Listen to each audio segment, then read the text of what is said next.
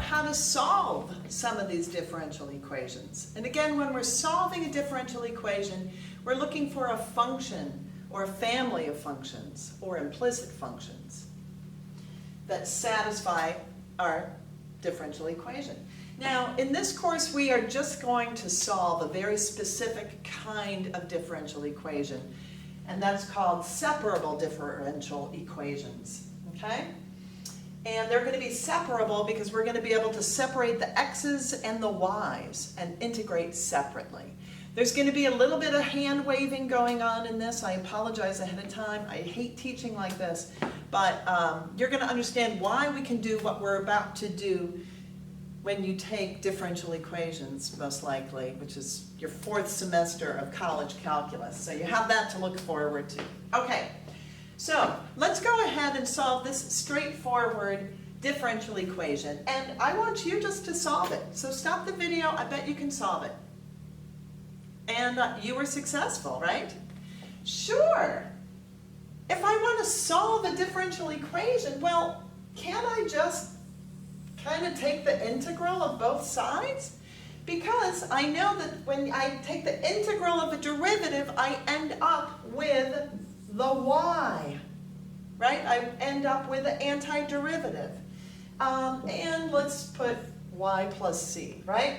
Basically what we're doing, the dy dx didn't turn into the y, but the little invisible 1 turned into a y, right? So the integral of 1 dy dx is y plus some constant, okay? All right, the antiderivative of x is 1/2 x squared. Antiderivative of 3 is 3x, and plus another constant. Now, what we do in this situation, if I'm having y plus some constant, and then this whole thing plus some other constant, I can imagine if I call this constant 1 and constant 2, I can just subtract the constant 1 from the constant 2. And so usually what we do when we're doing this is we just add a constant to one side, okay? Oh my gosh, I just solved the differential equation. Y equals 1/2 x squared plus 3x plus c. Done. There's my solution.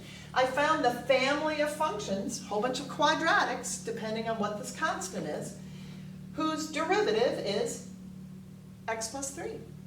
You just solved a differential equation. I know what you're thinking.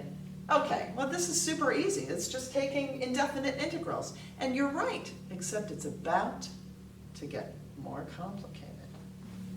More complicated, yes? I threw in a y. Oh! Okay, so here we go.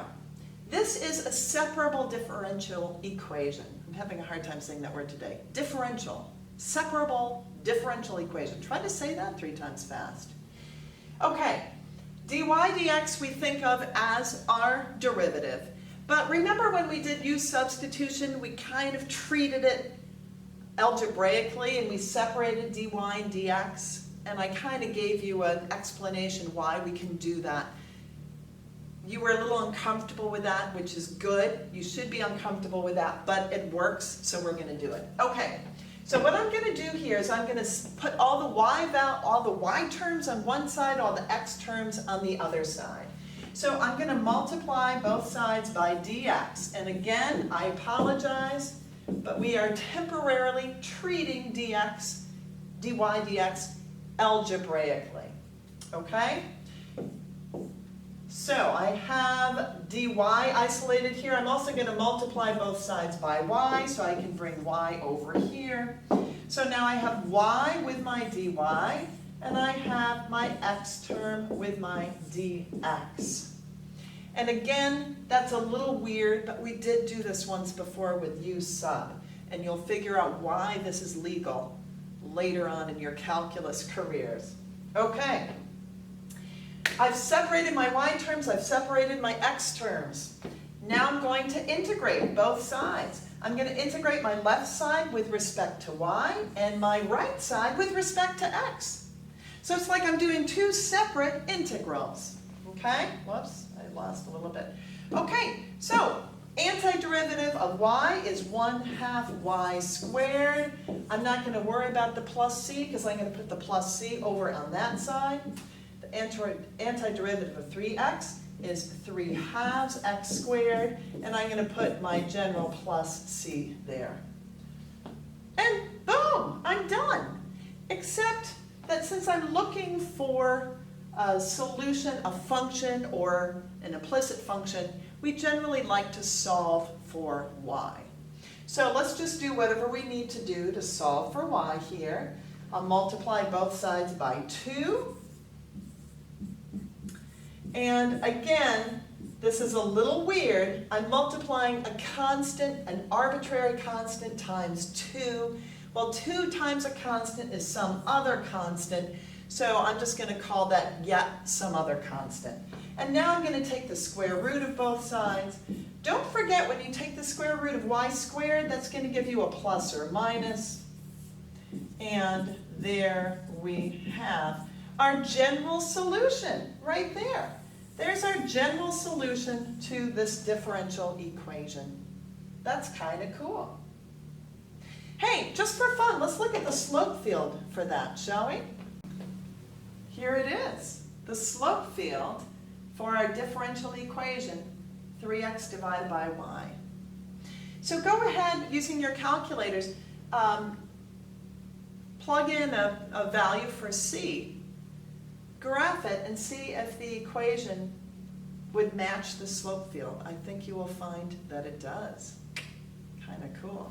Let's go one step further now, and let's say that I didn't want just a general solution, right, to my differential equation, but instead I want a specific solution given an initial value. So let's say I now gave you an initial value of a point, and let's say it was 1, -5, okay? So in other words, I'm saying that my differential equation dy dx equals 3x over y, and I want the solution that goes through the point 1, -5. Stop the video and think about how you would proceed. Did you plug in a -5 for y and plug in a 1 for x? Okay, I hope so. So, whoops-a-daisy, I'm going to plug in the -5 for y. I'm just going to do this for now. I'm going to plug in the 1 for my x, and I'm going to solve for c. So let's square both sides here. Just squaring both sides. That gives me a 25 equals, let's see, 3 plus c. And I get c equals 22. Okay? That seems to make sense. All right, so my specific solution would be y equals, for this initial value problem. Now, my general had a plus or minus in the front. But now I have to make a choice. Is it going to be plus or is it going to be minus? For this specific solution, when I plugged in an x, I got out a -y. The only way for that to happen is if I have a negative out front. So that's something I have to be mindful of. So my specific solution, given this initial value, will be y equals negative the square root of 3x squared plus 22. And that would be my specific solution given this initial value. Let's try to solve this separable differential equation. Try it on your own, and then we'll do it together. Okay, so if I'm wanting to separate the x's and the y's, I'm going to first subtract the 4xy squared over. And then I want to gather my x's on one side and my y's on the other. Now the trick here is, even though we are momentarily treating dy dx algebraically, once we take the integral, they're back to being notation, right?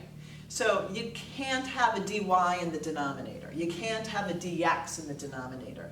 The dy and the dx always have to be in the numerator. So that's how you decide where to gather the y's.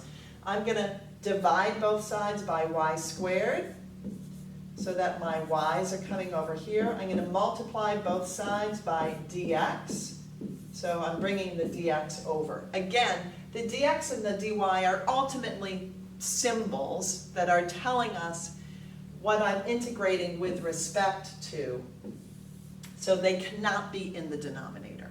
All right? Okay, here we go. This really is just, I'm going to rewrite this, so it's y to the negative 2. That's going to make it a little easier for me to find the indefinite integral. So the antiderivative of y to the negative 2 is negative 1 times y to the negative 1. Again, I'm going to dispense with the plus c on this side and do the plus c on that side. This is going to give me negative 2x squared, and there's our plus c. Very nice. Okay, we want to now solve for y. So the algebra is a little goofy here, but it's not that bad. Let me just rewrite that first. And again, that plus c has to be there. It's going to be totally wrong if the plus c is not there. The plus c is not optional. So, various ways to do this. I guess I'm just going to put that over 1 and cross multiply. So I have y times negative 2x squared plus c equals negative 1. So I have y equals negative 1 over negative 2x squared plus c. And from there, I can simply say, okay, I have a negative on the top, I have a negative on the bottom, and this is going to freak some of you out.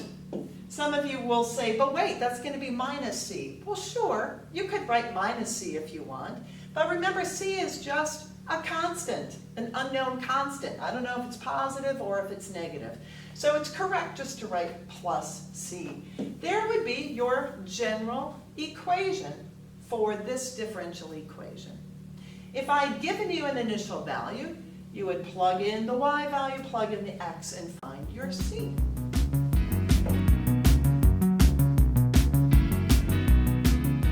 This is how to solve separable differential equations.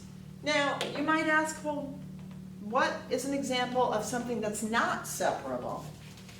Well, something that's not separable would be something that you can't separate. For example, very simply,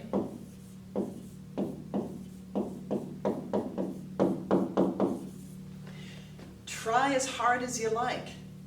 You're not going to be able to get the y terms on one side and the x terms on the other, right? If I multiplied both sides by dx, I'd have x plus y times dx. Yikes.